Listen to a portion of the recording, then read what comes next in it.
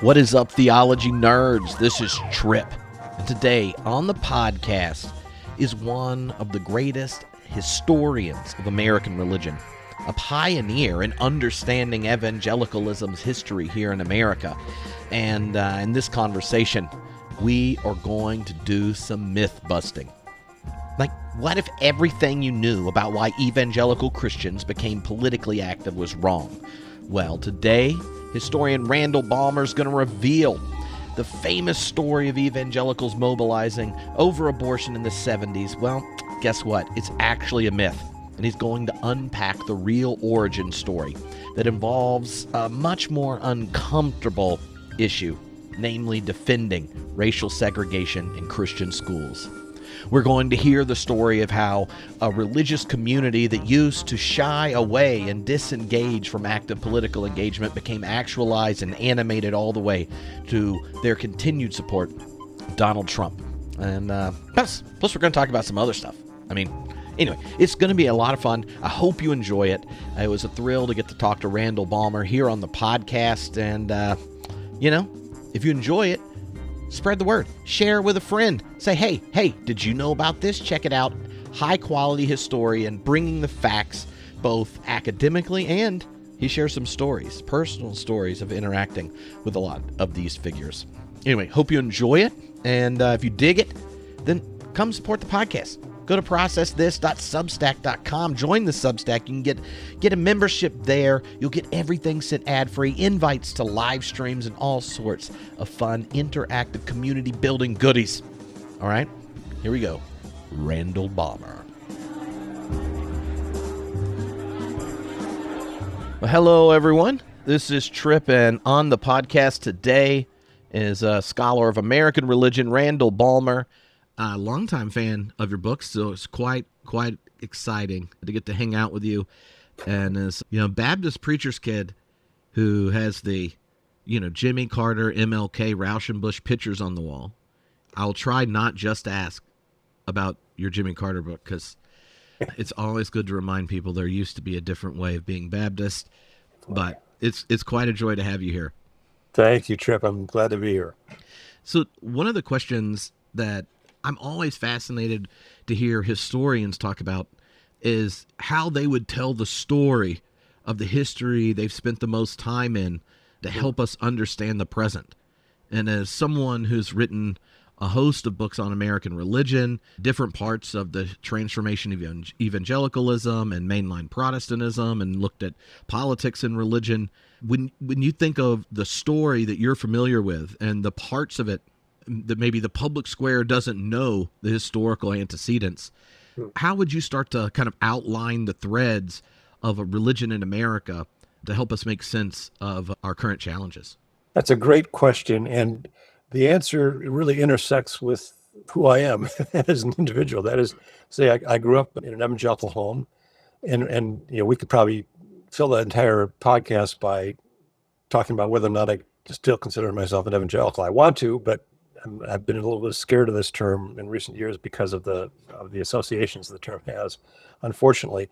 So what much of my work is focused on, and the story I want to tell, is that what we know about evangelicalism, or what we think we know about evangelicalism from the last 50 years, really is radically disjointed from the long scope of American religious history, and particularly American evangelicalism. So I spent a lot of time reminding people that evangelicals in the 19th century would be considered on the left of the political spectrum today, I think almost without exception. Now, we could quibble with an issue or two here or there, but generally they would line up toward the left of the political spectrum. That is to say, they were interested in issues like prison reform, peace crusades. I've even run across mention of an evangelical gun control organization in the antebellum period.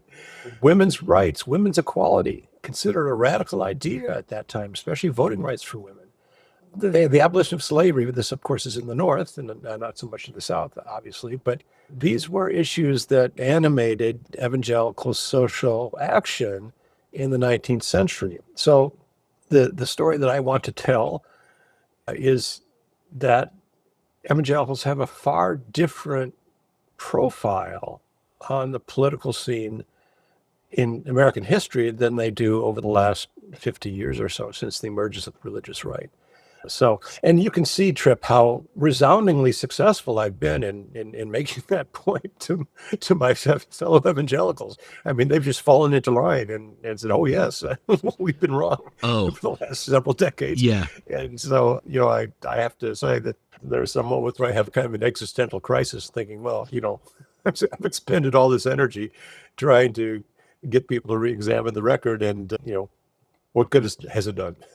Yeah. Yeah. I had an argument after I had first started reading your books in divinity school. My family lived in Wake Forest. Oh yeah. So in the summer, I worked construction and then waited tables at Applebee's. And Oh, Paige Patterson regularly graded papers there. And, I try not to argue with people tipping me. right. Not a But good strategy. he was very conversational. And I said, he's like, "Oh, your dad went to Southeastern. I was like, "Yeah, I was conceived there. This is the Baptist seminary there for people that don't know." Yeah, And sure. and I was like, "Yeah, but we were kind of the old kind of Baptist, you know, before you got obsessed with abortion and stuff." And he's like, "Well, he got real defensive." And I basically uh, told stuff I learned from you, to which he goes, "Well, Balmer may be right about the history, and I'm not sure, but he's still wrong about the theology."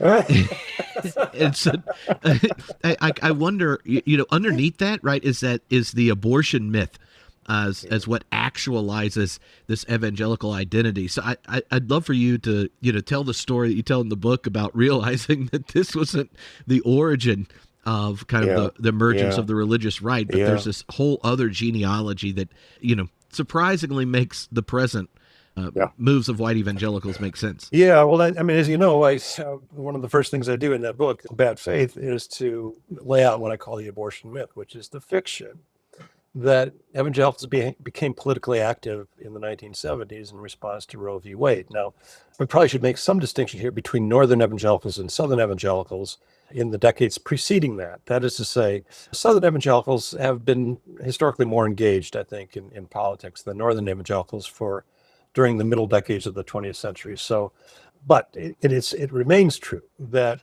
evangelicals were not politically mobilized, certainly not organized as a political movement in the middle decades of the 20th century, from roughly the Scopes trial in 1925 till Jimmy Carter's campaign for the presidency in the mid 1970s. So that's the background, and that's the world in which I grew up. And in fact, in the 1970s, when all this stuff was happening, I was utterly embedded in this evangelical subculture. That is to say, I was an undergraduate at Trinity College in Deerfield, Illinois. School sadly closed a couple of years ago, but sponsored by the Evangelical Free Church, which is my denomination. And then I went to seminary and worked there also at the same time at Trinity Evangelical Divinity School, which at that time was kind of the crown jewel of evangelical theological education. Some people want to debate me on that, and I'm happy to have that conversation as well. So I was very much embedded in that world. And then I went to graduate school, and to be honest, Tripp, I didn't rebel against the faith. I didn't reject it by any stretch of the imagination, but I just kind of the kind of questions that were being debated with such fervor at Trinity Divinity School, it just didn't interest me, frankly, any longer in graduate school. I was on doing other things. And then what happened, I'll kind of speed up the narrative a little bit. What happened is that in November of 1990, I was invited to a gathering in Washington, D.C. I was at that time an assistant professor at Columbia. And I remember at the last moment really debating whether or not I should go to this because, I was teaching, I had a young family, and was trying to get tenure and so forth. And I decided at the last minute I'm going to do it. Find myself in Washington in a hotel conference room with probably about 36 people. And it turns out it's a who's who of the religious right. Paul Weyrich, who is the architect of the religious right, was there. Richard Viguerie, the conservative direct mail guru. Richard Land, I'm sure you know that name, from the Southern Baptist Convention, was there. Donald Wildman, the head of the American Family Association that did all these boycotts of television networks and so forth. Carl F.H. Henry was there. Ed Dobson, who had been one of Jerry Falwell's acolytes at Moral Majority. Ralph Reed was there. I mean, just a who's who of the religious right. It And so wasn't Grant Wacker there? Grant Wacker was there Because too, yes. I just remember thinking Yes. you think of him as like nonpartisan church historian, Sort of, yeah. Right. you know what I mean? Like not in Yeah. the I'm going to tell history to to activate the political present. No, that's right. And also George Marsden was there, Mm-hmm. and George gave a paper. And maybe that's why I was invited, because the first session I thought, why am I here? These are not my people, other than George and Grant, who are good friends and Maybe they were witnessing to colleagues. you. That's right. We'll get him That's to give a right. paper, That's right. and then we'll walk him That's down right. the abortion myth road. Well, and then in that very first session, I remember it clear as day. Paul Weyrich, again, the architect of the religious right, made this emphatic point. He said, let's remember our movement, meaning the religious right, did not get going in response to Roe v. Wade. That had nothing to do with the mobilization of evangelicals in the 1970s. He said, we got going to defend Christian evangelical schools against the Internal Revenue Service. And that means that there was a break immediately thereafter. And I went up to him and I said, I want to make sure I understood you correctly, that abortion had nothing to do with the mobilization of the religious right in the 1970s. And again, he was emphatic about this. He said, absolutely not. He said, I've been trying since the Goldwater administration to get these people, meaning white evangelicals, interested in politics. I tried the abortion issue. I tried the women's rights issue. I tried the school prayer issue. I tried the pornography issue. Nothing got their attention until the 1970s, when the IRS starts threatening the tax exemption of places like Bob Jones University. Well, again, I want to compress the narrative because I don't want to bore you or anybody else, but that's what got me started on this quest that took far too many years of my life, finding out what the real origins of religious right are. And it turns out that Weyrich was absolutely correct. And just to review the abortion myth, or to establish that it is a myth, let's remember that in 1968, Christianity Today, which was and is in many ways the flagship magazine of evangelicalism, together with another evangelical group, the Christian Medical Society, gathered 26 ethicists, evangelical ethicists, to discuss the morality of abortion. And they met over several days, hashed out the issue. At the end of that gathering, they issued a statement that said, I'm going to paraphrase because I don't have it in front of me, we can't agree whether or not abortion is a moral issue, but we think it should be available. Southern Baptist Convention, meeting in St. Louis in 1971, passed a resolution calling for the legalization of abortion, which they reaffirmed in 1974 after the Roe decision, a year after the Roe decision, and again in 1976. Jerry Falwell, by his own admission, did not preach his first anti-abortion sermon until February 26, 1978. That's more than 5 years after the Roe v. Wade decision. So this is why I call it the abortion myth. The abortion myth is the fiction, and it is utter fiction, that evangelicals mobilized politically in opposition to abortion. And Paige Patterson should know that, should know better. He should know that history because he was there in some ways. Yeah. There's a quote from him, I think, in a book called Uneasy in Babylon, but it's in one of the footnotes where he says something similar, where he's like, well, we tried a whole bunch of issues. We would have taken any of them, But, underneath his assumption is we know what God wants for this country. Right. And now we're just trying to get God's people who just have this history of not really being engaged in politics to get organized and animated so their religious identity becomes partisan. And what's fascinating to me is it's that, the Civil Rights Act is 64, I think, and then the IRS ruling against Bob Jones was in 75. Well, the first one was in 1971. Oh, okay. Yes, but then, right. And yes, and the IRS rescinded the tax exemption of Bob Jones University on January 19th, 1976. Now, let me add a footnote to that by saying that in the 1980 presidential election, Paul Weyrich and other fixtures of the religious right tried to blame Jimmy Carter for the rescission of Bob Jones University's tax exemption. But if you think about that date, January 19th, 1976, that was an important day for Jimmy Carter, but not because he had anything to do with Bob Jones University. That was the day he won a plurality in the Iowa precinct caucuses, which put him on trajectory for the Democratic nomination and then ultimately election to the presidency. He did not take office as president until a year and a day after Bob Jones University lost its tax-exempt status. But the Reagan-Bush campaign and the religious right accused Jimmy Carter of rescinding the tax exemption of Bob Jones University. Yeah. Yeah. And in that period, when you're thinking of from the Civil Rights Act to Reagan, there are a number of issues that show up where both evangelicals and in mainline Protestants are engaging in divergent ways on issues facing the public square, be it, sure. War or race or different equality issues, this kind of thing.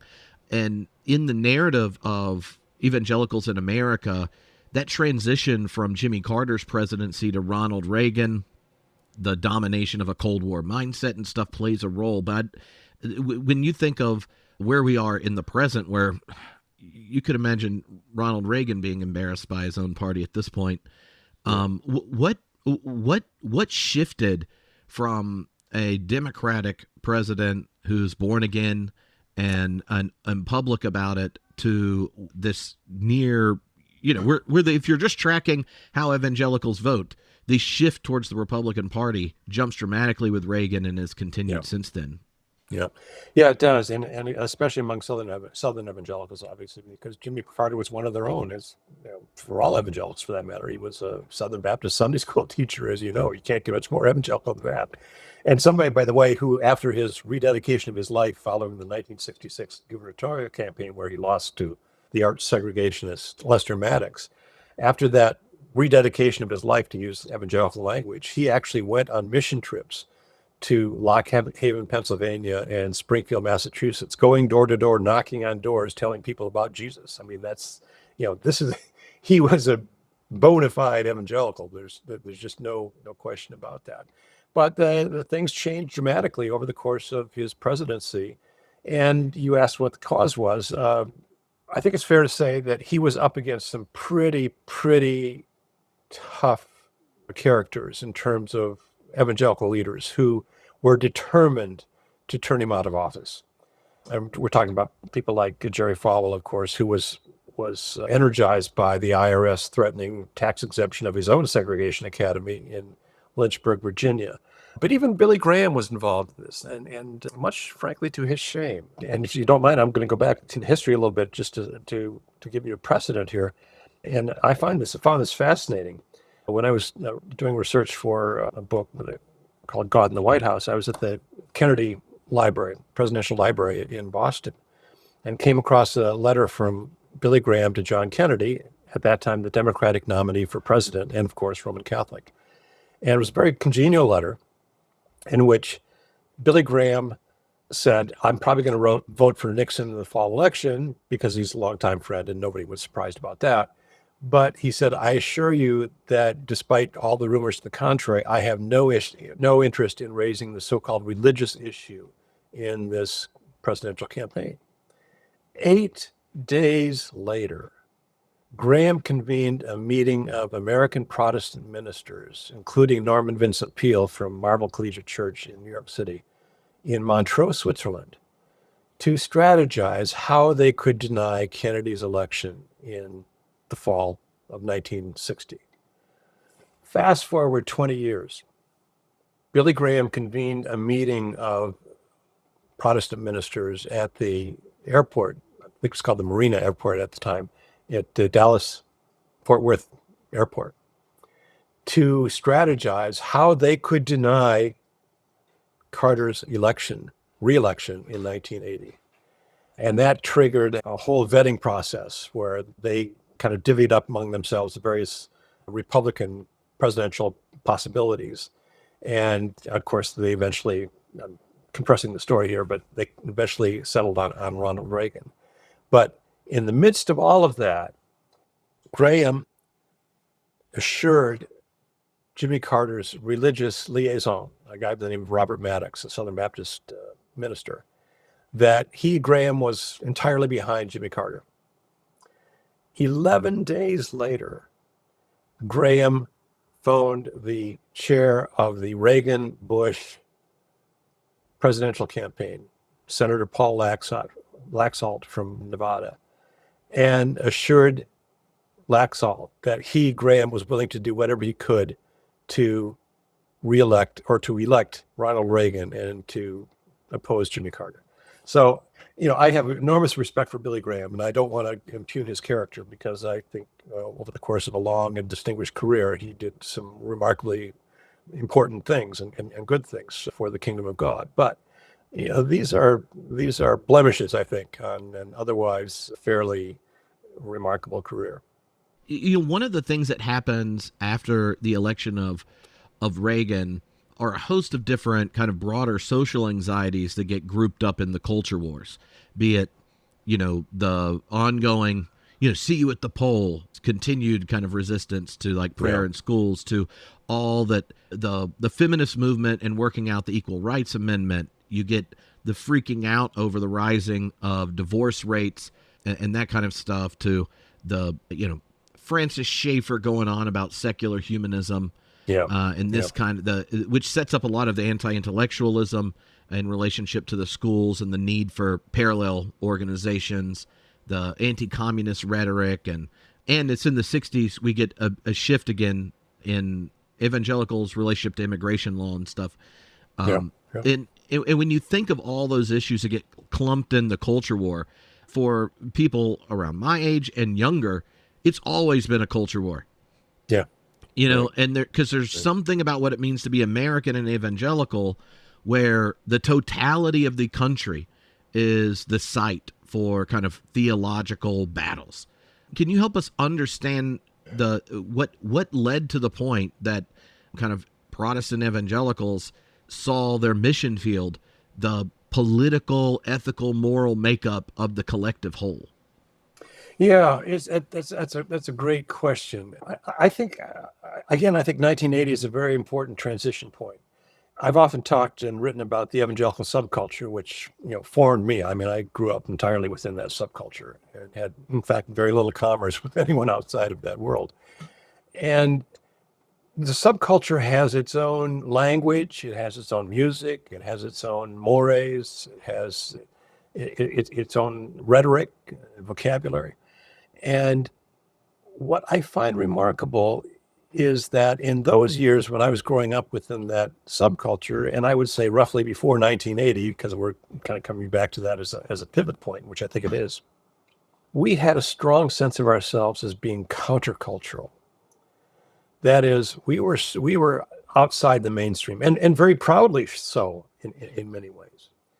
And I think if you fast forward to now 2025, evangelicalism is still a subculture. That is, it does still have its own vocabulary, its own music, its own way of doing things, its values and so forth. But I think what changed around 1980 is that it no longer was a counterculture. Here's one index. I remember lots of sermons when I was growing up about camels and the eyes of needles. I haven't heard a sermon on that passage in years. That is to say, one of the hallmarks of the evangelical subculture in the 20th century was a very strong suspicion of affluence. And that has disappeared. And it's not merely the prosperity people and people like Joel Osteen. It's not merely, it's pervaded the whole subculture. And I think what happened in 1980 is that evangelicals really shifted course. Now, when I was growing up, the most damning thing you could say about a fellow believer was that she or he was worldly. Worldliness was this big thing, right? It could be anything from drug use to sexual promiscuity, whatever it might be. And what I think happened in 1980, again, that's somewhat arbitrary, but roughly 1980, is that evangelicalism became worldly. That is to say, they became intoxicated with political power and influence. They became avaricious, wanting to get whatever affluence they could. They moved to the suburbs. They became comfortably middle class and worldly, and that was a very different feeling from how I grew up as an evangelical in the middle decades of the 20th century. So that's part of it. But what they've held on to, and this is really curious to me, and in many ways I kind of admire it because it's so remarkable. What they've held on to is this rhetoric of being marginal, right? Certainly The politically, you hear it all persecuted the time. minority. We are and Trump feeds on this. And I think one of the reasons that you have 81% of white evangelicals voting, and white is important modifier here, voting for Donald Trump in 2016. It ticks up again, I think, another point or two in 2020 and then again in 2024. But I think one of the reasons you have that support for Donald Trump, which on the face of it, let's be real, is improbable, right? This is the movement that pretends to be about family values, and they glom onto a thrice married. We has a lot of families. It's lots of families, right? And the Epstein thing comes out, we'll find perhaps even more. Who knows what's going on? I mean, on the face of it, it's just utterly incomprehensible that this character, who is a self-confessed sexual predator, let's be clear about this, would be their political hero. But I think one of the reasons for it doesn't entirely explain it, but I think one of the reasons is that he speaks the rhetoric of victimization better than anyone I've ever encountered in my lifetime. It's always about him, of course. He's the victim. But I think in some sort of almost visceral way, evangelicals identify with that language, with that rhetoric, because they see themselves as being victimized. I think it's untrue, frankly. I think it's a myth. But that's been one of the, I think, geniuses of the leaders of the religious right, is that it keeps stoking this sense of being marginal, being victimized in this larger society. And again, I think the Trump's rhetoric, I think, somehow unites them, even though, again, as I think the affiliation, the affinity is improbable. Mm-hmm. There's something in that transition of evangelicalism where, as a culture movement, the role the Jesus movement played was huge. Yes. And yet it's like half of what animated the Jesus people gets muted by the time you get to that Reagan transition. It does. And I'm reminded of this story because I grew up with a home full of all the Jesus people music and loved Larry Norman. Sure. And why should the devil have all the good music? Yeah. Right? Yeah. So he gets invited by Carter to play at the White House. And I know the story as Larry told it, and but I found it helpful. Like Larry says, Jimmy asked me to come, because he likes my music, and I get there and realize he knew all the words and had the albums and this kind of thing. And his press secretary says, well, go out there, don't sing anything too religious, and don't do anything political. To which Larry's like, I'm going to play the Great American Novel, which is, in half of it are the culture war issues at that time. Like you took prayer out of school and this kind of thing. Next to lines like the same sheets your children sleep on are the ones you wear on your head, like a KKK line. Or you spent all this money to go to the moon and you can't feed people in your own country, right?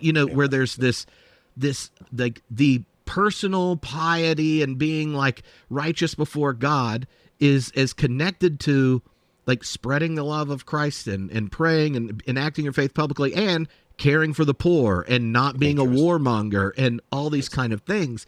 And then, in just a few years, you go, the only songs of his anyone else could sing are the premillennial dispensationalist ones. Right. And now they're being sang in a context for kind of global foreign policy reasons and this kind of thing.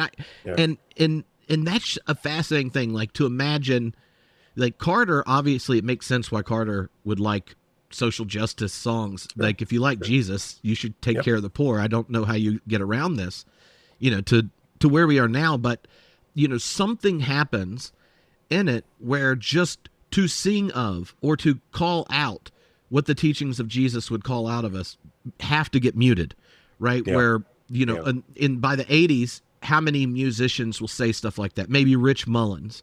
How many preachers would say stuff? Someone like Kim Polo, or maybe, in the 90s and early 2000s, someone like Shane Claiborne. But when you think of those kind of witnesses that were treasured within evangelicalism for holding us accountable, right? Where the clergy are excited for Tony Campolo to call them out and send them back to their churches to see how can we make a difference for the poor in our neighborhood. Right. Now those voices are annexed, right? And if Yeah. you go to those same Christian schools where you'd sing about feeding the poor, caring for the underside of history, those kind of things, you don't hear those songs. You don't hear from people like Campolo and such. And and when you think of just that, the perspectives that count as evangelical as within the white church, what are the features that made it shrink so much that, like Rich Mullins, Larry, Campolo and stuff, you just go, well, they're Christian, but they're not really evangelical, are they? Yeah, it's quite a phenomenon, and I think part of it with coming out of the Jesus movement, as you mentioned earlier, there's the sociologists have documented this pretty well. The Jesus movement was kind of a halfway house between the counterculture and middle class white American evangelical respectability. So that I think explains a part of it, but I think a big part of it is the outsized influence of these leaders of religious right. Some people, when I do lectures and so forth, they say, well, is there a religious left? Well, of course there is. There's a huge movement that's religious left. Tony Campolo used to claim that it was much bigger than anybody thought. But the problem is people like Tony Campolo or Jim Wallace don't have media empires behind them the way that Jerry Falwell and Pat Robertson did, or Jim Baker or whoever it might be. And I think that makes a difference. So you have this kind of megaphonic effect coming from the leaders of the religious right, who are increasingly being suborned, I think, by far right wing political interests. I mean, the emergence of the religious right into the sinews, into the bones of the Republican Party, I think is complete and well documented. And so anything that deviates from that so-called orthodoxy is going to be a suspect in the eyes of a lot of people. You've heard these stories about preachers who preach on the Beatitudes or the Sermon on the Mount and then get confronted in the foyer by their congregants saying, where'd you pick up this communist, this socialist? That happened to me at a UCC right. church in Los Angeles. I did the Sermon on the Mount, and obviously switching the language so I'm not Jesus, but I did it.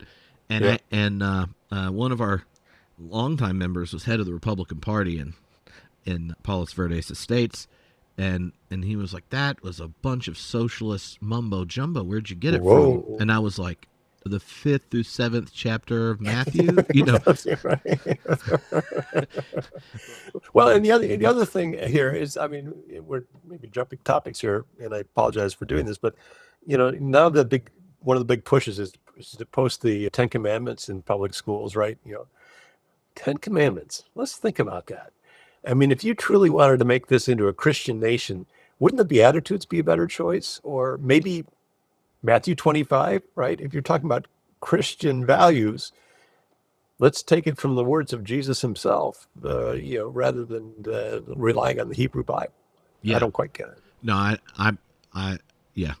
I imagine that in the next few years, as more and more texts get digitized, and then you can use AI to search it, someone's going to do a dissertation on the 20 most preached text in evangelical churches from the 70s to today.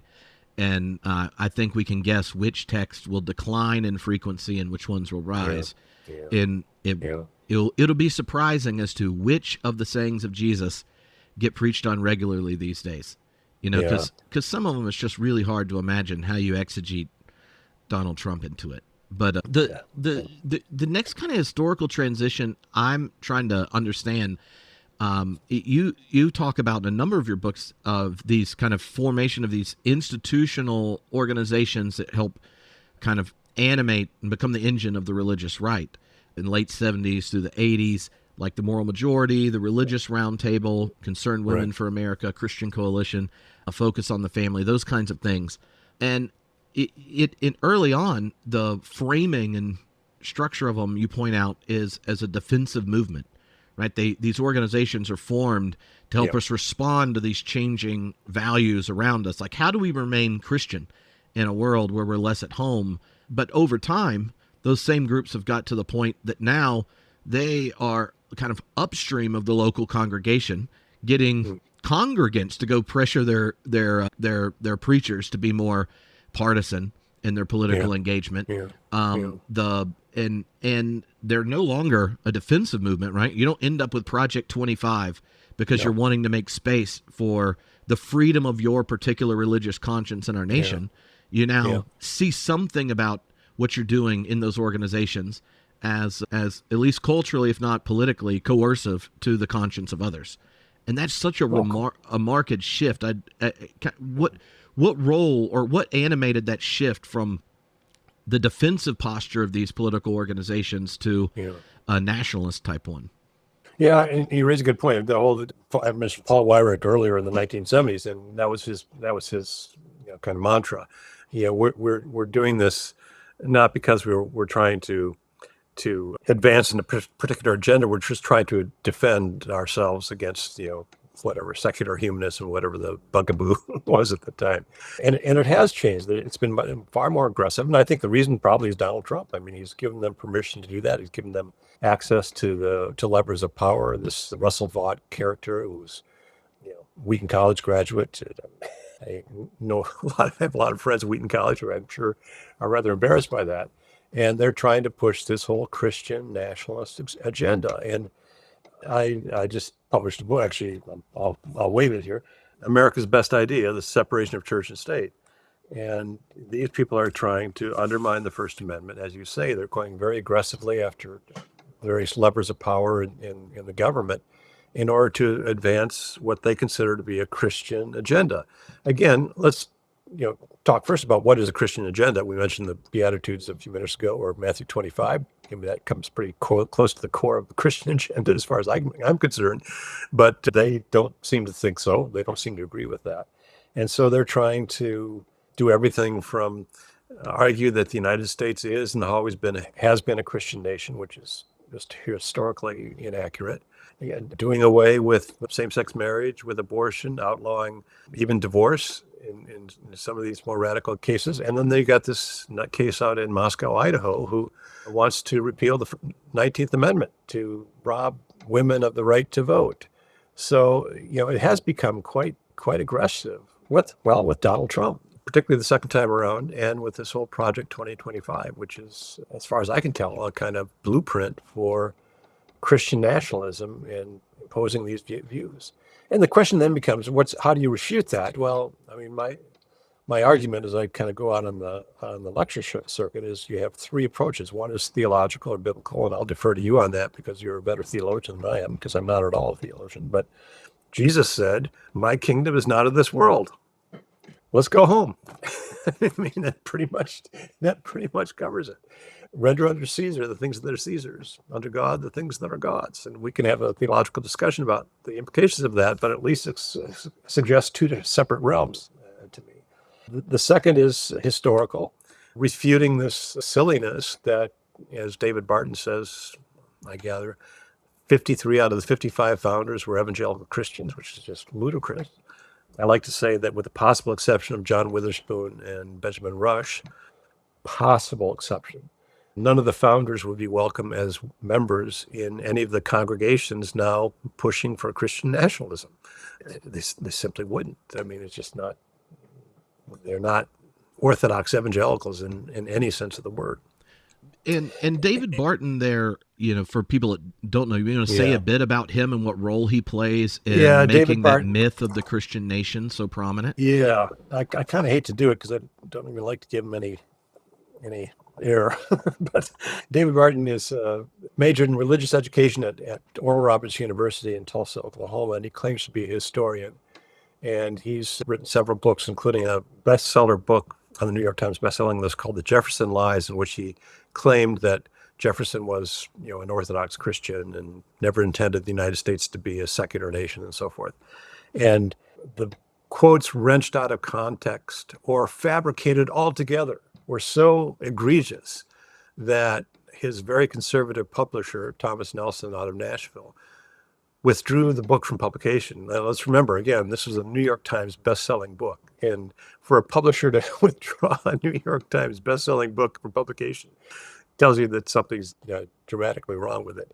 So, but he continues to be a very influential figure on the religious right, spilling this propaganda. These are prevarications that the United States is and always has been a Christian nation. And I think that's a dangerous thing.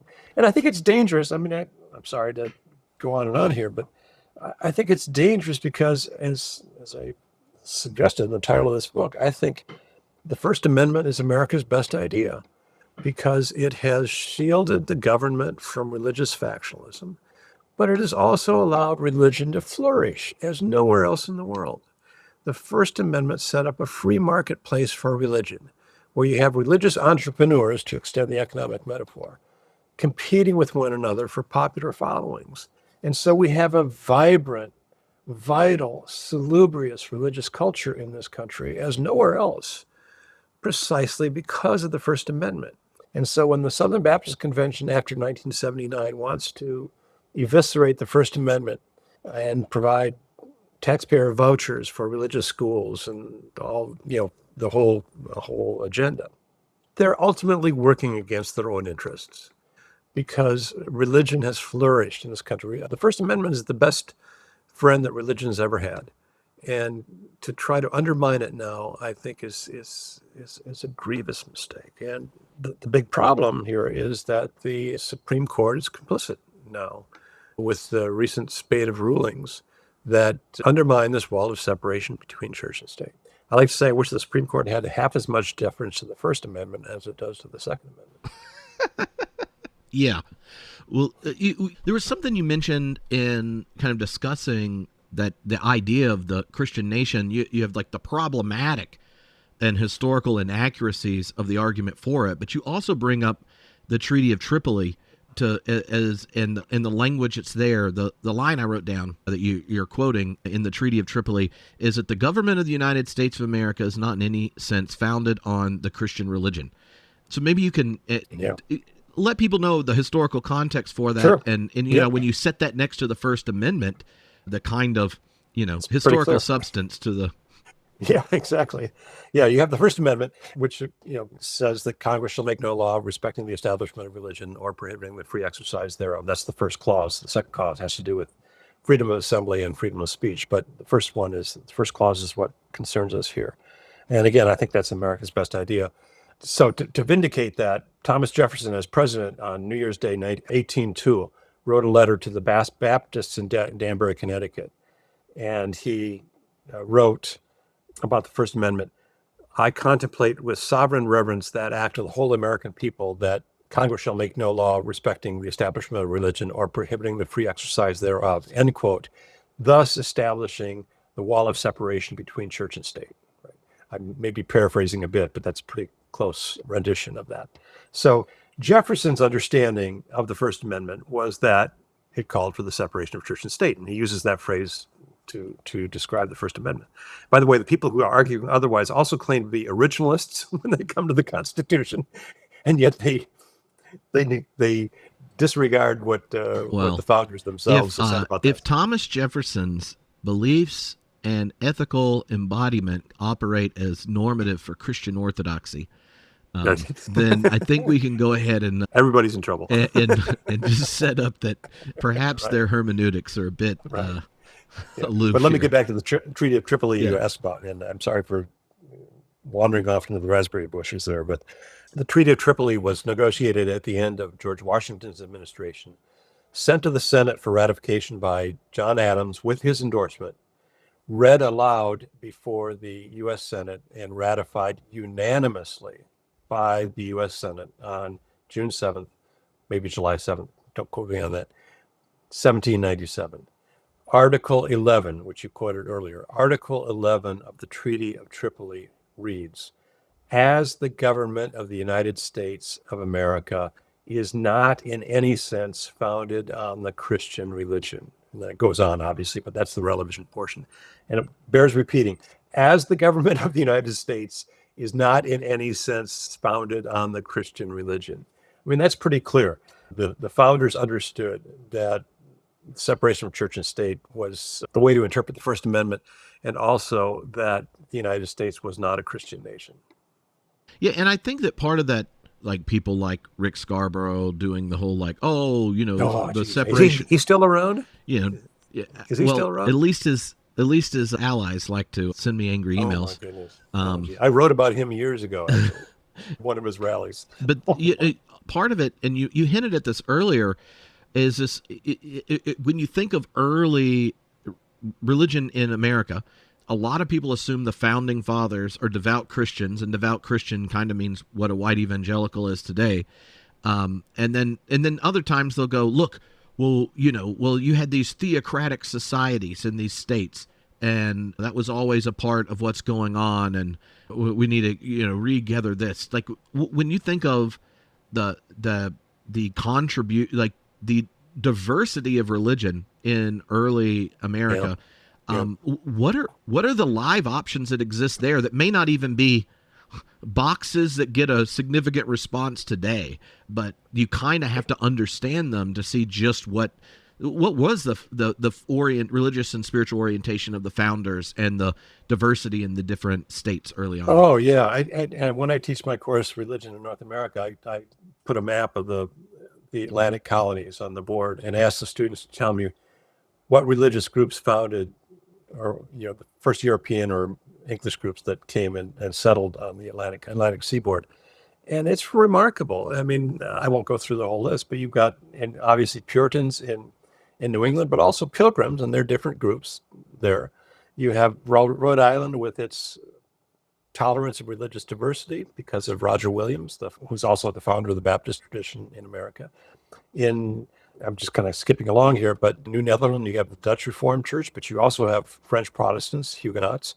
You have Quakers, you've got Lutherans, you've got Catholics. You also have, after 1654, Jews in New Amsterdam. New Jersey, you've got Presbyterians, you've got Dutch Reformed, you've got Quakers. Pennsylvania, you've got a whole spectrum of various groups. Penn himself was a Quaker, but he wanted to establish his Holy Experiment, which is a place of religious toleration. So you had various German groups, for example, in addition to some of the more prominent ones. Mennonites, Amish. My favorite group is the Schwenkfelders, who found a home in colonial Pennsylvania.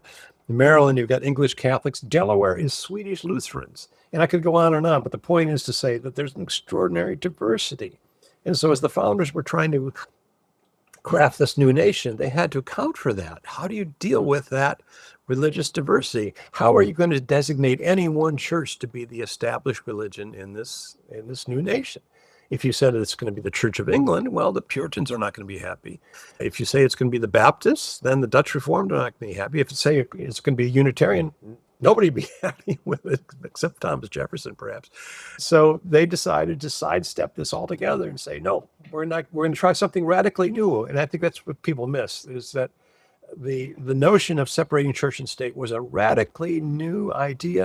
It was also a Baptist idea, because Roger Williams, the founder of the Baptist tradition in America, is the person who came up with this metaphor of separating the garden of the church from the wilderness of the world by means of a wall of separation. I'm going to go a little bit further here, Tripp, and suggest that those of us in the 21st century don't really understand the power of that metaphor, because Roger Williams and his contemporaries were not members of the Sierra Club. That is to say, they didn't share our 21st century romantic notions about wilderness, go hiking on the Appalachian Trail or something like that. For them, wilderness was a place of darkness where evil lurked. It was the lair of Satan. And so when he talks about protecting the garden of the church from the wilderness of the world, his concern was to maintain the integrity of the faith, lest it be contaminated by too close an association with the state. And I think we miss that, in that it's a beautiful metaphor. It was picked up, of course, by Thomas Jefferson and other founders, but it really belongs originally to Roger Williams and the whole notion of protecting the garden of the church from the wilderness of the world. Yeah, as a Baptist, he's kind of one of the people the family will list off when we talk about our contributions to this country. And I remember in the Politics, Religion in America class with James Dunn, who used to be in charge of the Baptist Joint Committee in D.C. Yeah, sure. He was doing a lecture on Roger Williams, and then he gets done, not known for editing himself in class, and says, well, now look, if the church and the state get in bed, they both go home with a disease. And Roger Williams knew that. Absolutely. And in one of the things that I think you're right, and I didn't recognize that element of Williams until I spent time reading him. For him, he was worried that that he wanted to actually have a genuine church, and that the witness of the gospel happens when a church is with people who actually believe it. Then they will act on it. But if the church has to play a role for everyone, and everyone isn't a part of the family of God, then how are they going to act how they're supposed? They're not going to embody, this kind of thing. And what's fascinating is that shift where you see Roger Williams or Isaac Backus, John Leland, these defenders of the liberty of conscience and a complete religious freedom.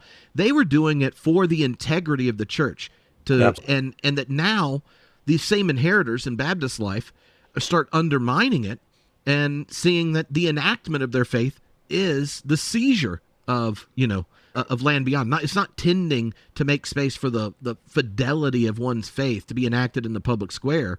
It's the seizing of the levers of power in the public square to enact on other people's conscience. Exactly. And the example I like to use about Roger Williams' point is that the Alabama Ten Commandments case, and I was one of the expert witnesses in that case. You're arguing, of course, that the monument represented a violation of the Establishment Clause of the First Amendment, in part because Roy Moore, the Chief Justice, said there would be no other religious representations in that space, just the Ten Commandments.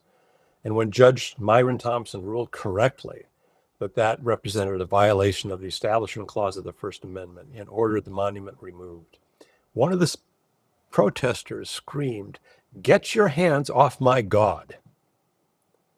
I think one of those commandments says something about graven images, right? And that was precisely Roger Williams' point. You want to shield the garden of the church from the wilderness of the world, to keep the faith pristine. So it's not trivialized, it's not fetishized by too close an association with the state. Yeah, and one of the things, I wish I remember the name of the sermon. It's a Leland one, but he picks up that and talks about the image of God because it's something like, we know the only image of God is the human, right? Like we're made in the image of God. True. And you're already violating the image of God when you go to coerce it, because the image is supposed to come through its own experience, encounter with the divine, the recognition of just who it is they image. And the moment you start to use power to insert coercive things in it, you're actually disabling the power of the Spirit rather than enabling it. Right. That's right. And the other thing that Leland does too, that I think is a very, very important point, along with other people, but his contemporaries, but Leland makes the point very well, that the notion of freedom of religion is not toleration. He says toleration is inadequate because toleration suggests a kind of condescension. Well, I'll tolerate you. It gives you the power to make that. And that's utterly, that's foreign to our Constitution. That's foreign to who we are as a people. Liberty belongs to everybody. It's not as though I have the right to tolerate you. And he makes that that point very persuasively, it seems to be, in his writings. So you've also written a book on the God in the White House, looking at the evolution of how faith has shaped the U.S. presidency from Kennedy. We discussed Carter and Reagan, and then something else shows up in just the kind of evangelical repulsion to Clinton, and things. So now we're at a place where Trump has got Paula White leading the Faith Council, and it's can you help us understand, looking at that what takes place in the Oval Office between presidents and faith leaders, what makes sense of going from Kennedy and whether or not a Catholic can be president to he lied about getting a blowjob to Paula White and company running around with Donald Trump. You asked me to explain it. I'm not sure I can. Well, I'm just as befuddled by it as you apparently are.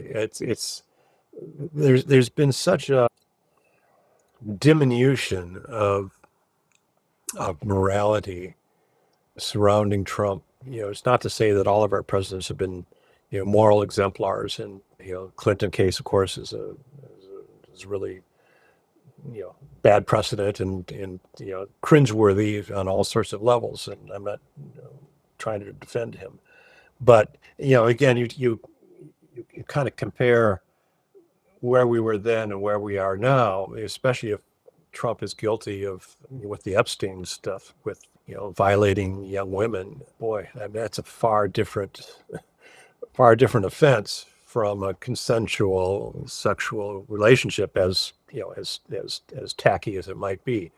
But I think it shows us, it demonstrates how we've had this kind of downward trend of morality in the White House.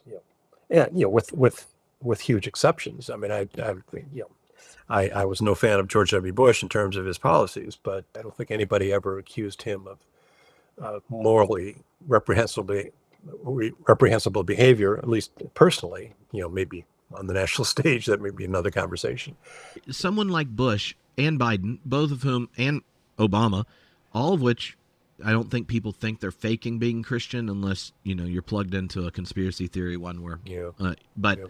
I had very close friends not believe me when I was like, you tried to explain. I was like, no, Barack Obama's a Christian. Like, I have friends that were in his Sunday school class.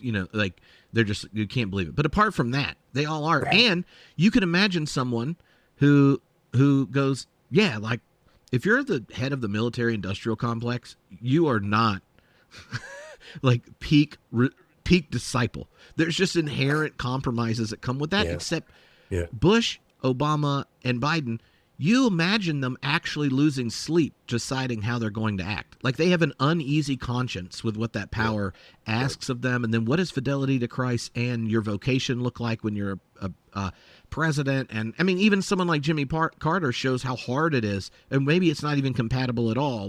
But Trump, I don't think the man's lost sleep about anything except getting even. And his favorite drug might be resentment.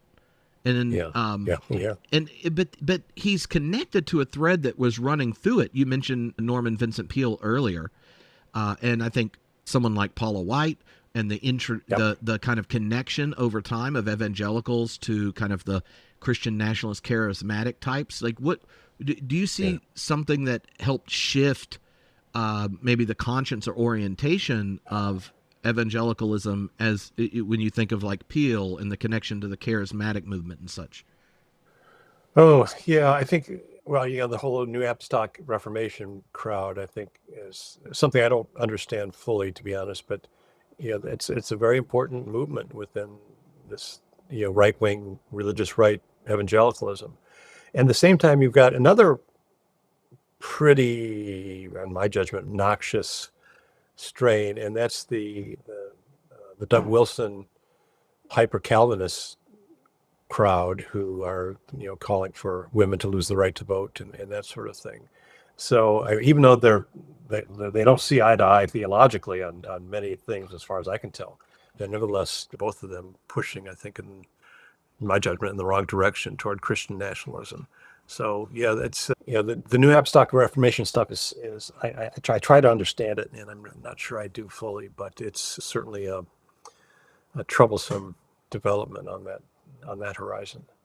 Well, something that happened last week in the news, but it sets up this thread that I'm really interested in how the role Israel plays in American evangelical foreign policy. Like last week when the Speaker of the House is part of a gathering where 5 red heifers were classified as pets to be transported to Israel.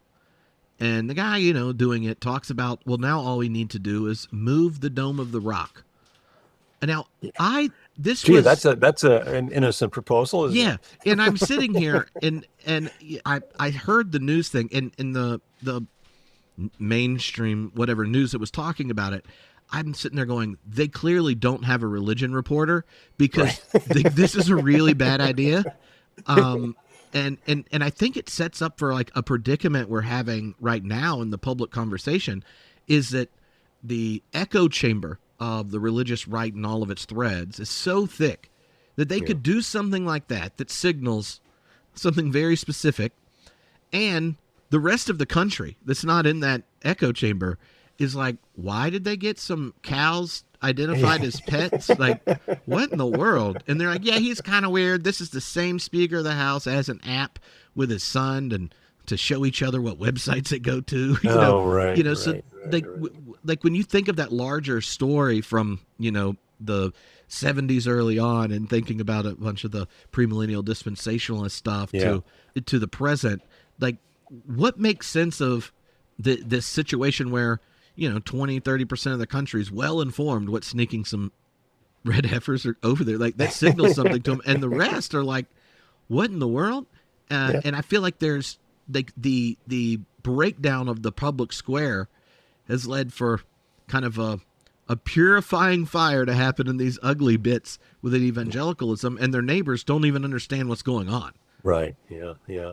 Well, the whole premillennialism stuff I think is fascinating too. Yeah, the red heifer stuff is, again, we probably should explain at least quickly what this is all about, and that is, as you say, the preparation for the restoration of animal sacrifices in the rebuilt temple in Jerusalem. And the problem is there's already a tenant there in Jerusalem, that is the Dome of the Rock, and so any sort of move on that parcel of land is probably going to be apocalyptic in the response. So it's a touchy situation. But you talk about premillennialism. It's interesting to me that I grew up very much in the premillennialist mold. And I don't know if you know the film, what Time magazine called the Church Basement Classic, A Thief in the Night. I don't know if you ever heard of this. Oh yeah. Okay, well, the director of that film was my Sunday school teacher.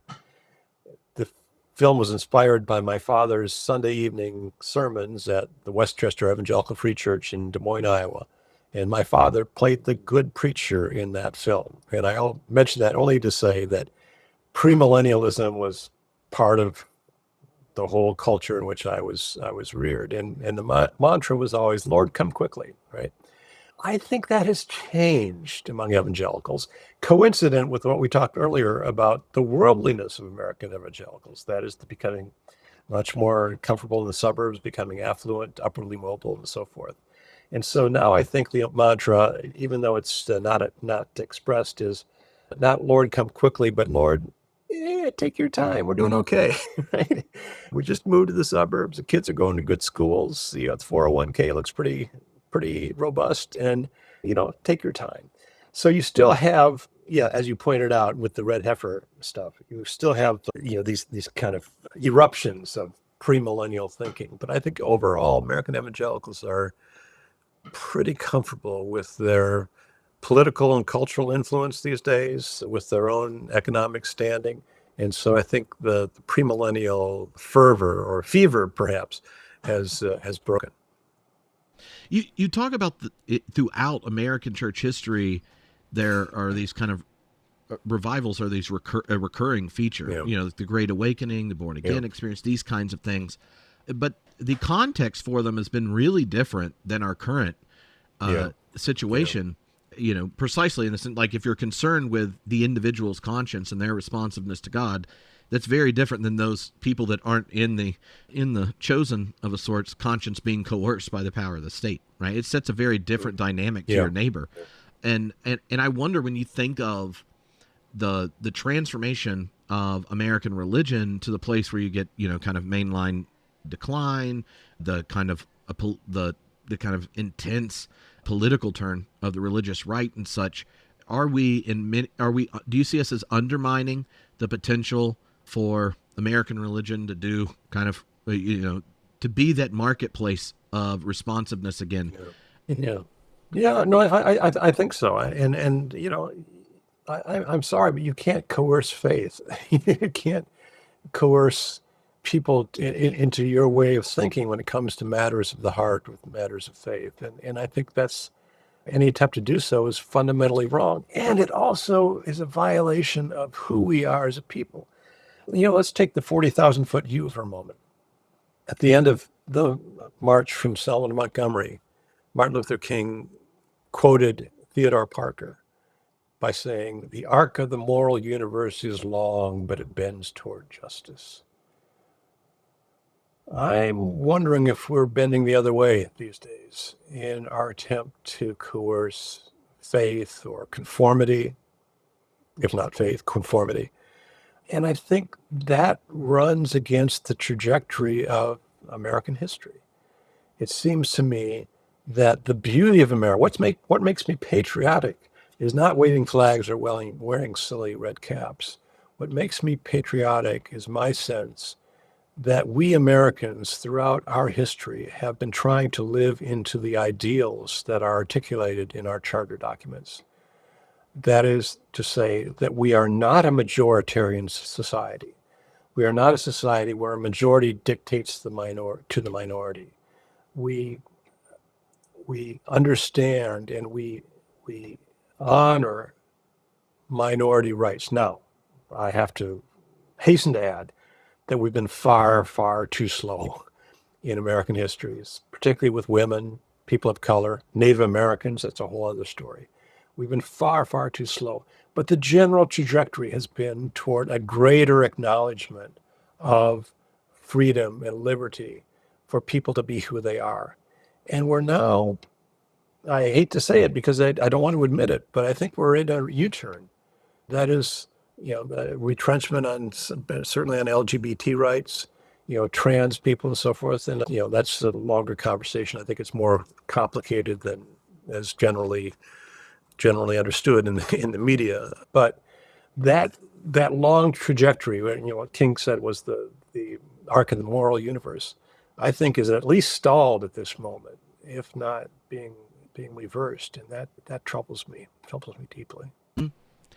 So we haven't mentioned much of the Roman Catholic Church's story in American religion, but with our first American Pope, I imagine in 20 or 30 years there'll be a historian, much like yourself, writing a history of American religion where the debates of whether Kennedy could be president are followed up by, the most influential Christian voice in the world being an American Pope. Like, what when you think of the Catholic story in American religion, what is there to learn and note that kind of leads up to this moment, and what kind of possibilities do you imagine in the near future? Because there's now a prominent voice that's Christian and American and not grounded in the kind of ongoing disputes of evangelicals and mainline Protestants that dominated so much of the last 2 centuries.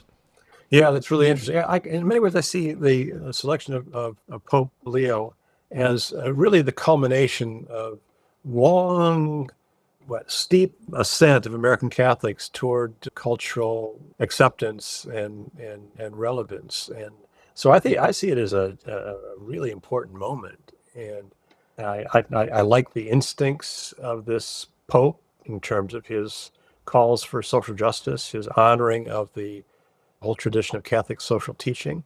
I'm not sure how far he can go on this. I think Francis tried to move in that direction rather decisively, but he was also blocked by a hierarchy that, as many people have noted, marks time in centuries, not in weeks and months or even years. So yeah, I think it's an important moment. And again, back to your question, I think in 30, 40 years we'll look back and say this is a moment when American Catholics really truly have come of age. Now, within the Catholic community, there's this liberal Protestant, liberal conservative divide that reaches into the ranks of the bishops. Of course, we know about these various bishops who sought to delegitimize Francis himself, as well as Joe Biden and so forth. And I think the key to his success, that is Leo's success, is his ability to at least keep these factions at bay and then forge ahead with his vision of what the church is and what the faith should be. So we'll see. I'm optimistic at this point. I'm intrigued to see how this unfolds. Mm-hmm. If you take that leap forward and look back, for a lot of people, the evangelical identity was so shaped by, we're the pro-life people and such. And then you tell this genealogy where, that's not kind of a myth. And I imagine we're living a history now where in the future, the inside story gets told and the driving narrative of those white evangelicals who are the most ardent Trump supporters Yeah. will discover that historically what they thought they were committed to wasn't the case.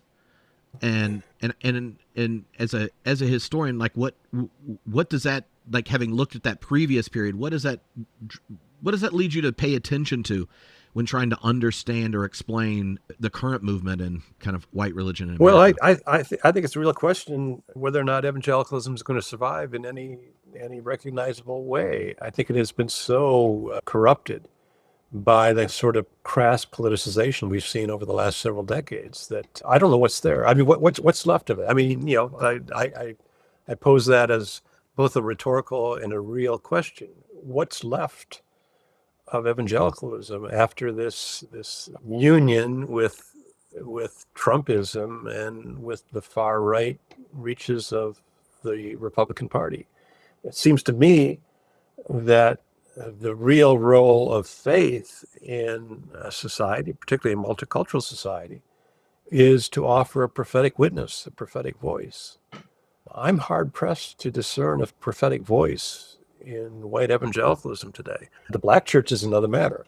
People like Raphael Warnock, and you name many others as well. But he's certainly a prominent figure there. But what's left of it? I think white evangelicalism has been so denuded by its union with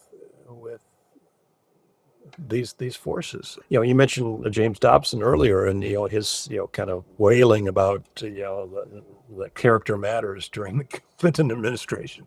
I haven't heard him say anything comparable about Donald Trump or anybody else. I mean, again, you've got some evangelicals who lean left, Jim Wallace and Shane Claiborne and others, who are making that case. Diana Butler-Bass, who probably no longer considers herself an evangelical, but someone in that camp. But who else is offering a prophetic voice these days? So I mean, or if evangelicalism survives in 40 years, let's take another scenario. What is left of it? What surviving for what purpose? I'm generally baffled. I usually sidestep such questions by saying that I'm a historian, not a prognosticator, by the way, but I think you raise a good point. Well, because if you think of the kind of profane energy of evangelicalism that continues to problematize it as a live option for an increasing number of the population, and the kind of apathy of mainline Protestantism and its decline, you have a growing, the nuns and such, where there's both a indifference towards Christianity because of its institutional and historical legacy, and a distrust to institutions in general. I wonder, like, when you think of the history of religion in America, are there other moments where if you were just asking the question, where is the community of moral stewards for America? Who are the stewards of America's conscience? Yeah. It's hard to point towards a declining mainline or the kind of profane evangelicalism. You have the ongoing tribal battles within Catholicism, and it seems that that a lot of the data for both Hispanic and Black churches are just a generation or two behind predominant white decline of institutional religion's trust and such. So are there antecedents in American history where this kind of lull, right, and a vibrant voice in the spiritual marketplace of sorts was there, or is this a new ground? That's a really good question. I suppose to some degree in the Gilded Age, but of course you had the social gospel that stepped in and said, no, this is not how we should run things. And evangelicals largely at that point, they did become premillennialists, and they kind of dropped out of the whole conversation in terms of social amelioration in the decades surrounding the turn of the 20th century. Yeah, I suppose the Cold War era might be a place you might look and say, the prophetic witness might have been a bit stronger at that point, at a moment when Americans were chasing affluence and heading to the suburbs and so forth. You had a spike in religiosity, but was that really characterized by a true prophetic faith, I think you could probably raise that as a possibility. And we talked earlier about the heels of the countercultural movement and the Jesus movement. That what might have been a moment for a little bit more prophetic witness, prophetic words. I think the Chicago Declaration of 1973 was an attempt in that direction, but it didn't catch on in the ways that some of us hoped it might at the time.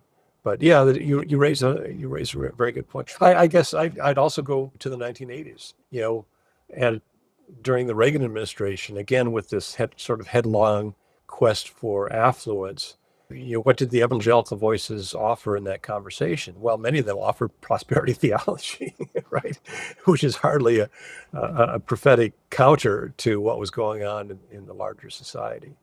I guess there are always moments, and I guess as a person of faith, I believe this. There are always moments when a prophetic word is appropriate, and we're certainly in that moment now. Yeah.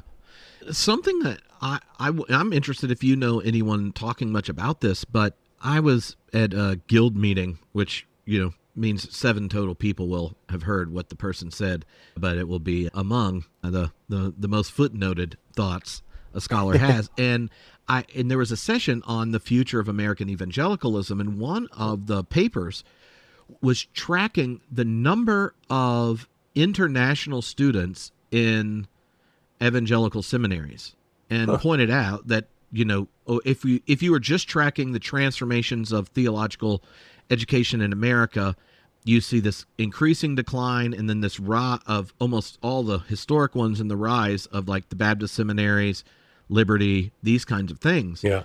But that rise is supplemented by 40 to 50% of these schools having international students. Interesting. And that there's like a and they were presenting, and in it with like the question that this I wish I remember the person's name was raising is, what if what the religious right did for American religion is what they're attempting to do now in Christianity globally, and that's globalize the religious right by funding the education of areas where Christianity is growing globally, so they come and go to Southeastern, or they go to Liberty. And you end up creating a very similar network of the religious right, but now it's international. As opposed to when the religious right's forming, mainline Protestants and stuff are going, hey, the liberation theologians have a point, about the call to care for the underside globally, and they would get challenged, but also like recognize that pushback as a Christian one, and just seeing that shift of, we might be losing here. We're going to claim political power, but we're also going to fund the religious imagination of the parts of the globe where the church is growing. That creeps me out. And American imperialism yet again. Yeah. Yeah. The imperial conscience, not the free one. Right. Exactly. Oh boy. Well, you put the fright into me. I know. I feel like there's like, it made me creepier because I was reading your stuff thinking, about the history. And then I'm sitting there in that session, of the American religion and it was like data in American, the changes in religious data in American religion or something like that. And I'm like, what in the world? Because it wouldn't be the first time Anglo-American Christianity confused commitment to the kingdom of God with commitment to a Western colonialism. And hardly. Yeah. Hardly. Oh, goodness. Yeah. Yeah. I mean, I think the ancient Hebrew prophets would identify that as a form of idolatry. And that's a very real problem. Yeah. So is there something in the history of American religion we haven't talked about that for people trying to make sense of the present, you'd go, you might want to think about this? Well, I as I think about it, I'm just going to venture forth and say that I think history is very important for understanding the present. I think a lot of people don't understand that. And we've talked about several things already. We've talked about the circumstances surrounding the forming of the nation and the First Amendment, as again, I would argue America's the best idea, separation of church and state. We talked about the real origins of the religious right as opposed to the fictional origins. and the abortion myth.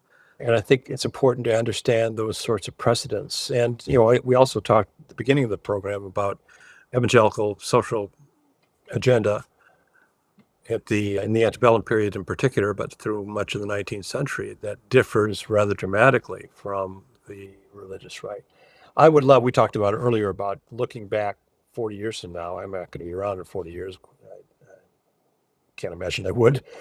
But if we do, what I would love for someone to see is that the religious right was this kind of horrible aberration.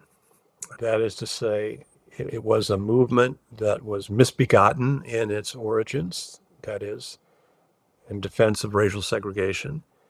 And it tracked off into the far right reaches of American politics, in the course of which it lost its way. And it lost its theological moorings. It lost sight of Jesus. And maybe in 40 years, there will be enough prophetic voices that will say, no, we need a course correction. We need to come back and reclaim our own legacy of 19th century social activism, at least the best of that legacy. And we also need to regain sight of Jesus and what Jesus taught us to do. And if that happens, then this whole, it's really now 50 years, pretty close to 50 years of the religious right will be this kind of tragic aberration from, I would argue, true evangelicalism. That's maybe wishful thinking. I don't know. I believe in hope. I don't think that a believer has the right to succumb to despair. Somebody asked me a few years ago to write an essay on hope as one of the 3 theological virtues. And it occurred to me in the course of writing that essay that, first of all, it's the least talked about. When faith, hope, and love, we talk about faith a lot, we talk about love, don't talk much about hope. But secondly, it's the only virtue that is volitional. That is to say, I can choose to be hopeful. I can't always choose to love, and I can't choose faith. Well, if I'm a Calvinist, I can't choose faith, right? But I can choose to be hopeful. And I think that is a mandate for a believer, to be hopeful. I think especially for somebody who is a parent, I don't think a parent has the luxury of despair. I think you have to be hopeful because you are responsible for the world that your children are going to inherit. So again, I would love in 40 years to look back, or somebody to look back and see this religious right as a tragic aberration. We'll see. Yeah. Well, may your hopes become a prayer, and hopefully an effective one. So, this has been a whole lot of fun, Randall. Oh, me too. Always look forward to getting to talk to you, and the real you is even cooler than the imaginary version in my head. I won't probe that one. I don't know what that means. But thank you. I guess I have vivid dreams when I read a lot of people when I'm preparing for interview, and then I'm like reading their books and making a list of stuff I want to talk about, and then there's nothing quite like a vivid dream where you show up. And, I see. Okay, yeah. All right. And I just so last night's version of you not nearly as cool as the real version, and it was all fun. Right. Okay. Again, I'll take that as a compliment. Yeah. It was perfectly above board dreaming. It was just nerds talking. That was what it was. Right. Well, it's been a pleasure. Awesome. Is there anywhere you want to point people if they're wanting to follow your work and such? And I have a website. It's just randallbalmer.com. I try to keep up with it. I don't have anybody who's populating it for me. I have to do it myself. And this book, America's Best Idea, just came out last week. Mm-hmm. Separation of Churches. Very small, very thin volume. It's meant to be that. And for people who are interested in where we are right now, the whole counter argument to Christian nationalism, I think, is in there. The whole issue of taxpayer support for religious schools, which I think is a real bright line in that line of separation between church and state that's being blurred by the Supreme Court. Those things I addressed in that issue. So I guess if I'm going to self-promote, I'll focus on the book. Yeah. Awesome. Well, thank you so much for your work. It's been a blast. My pleasure. Thank you, Trip.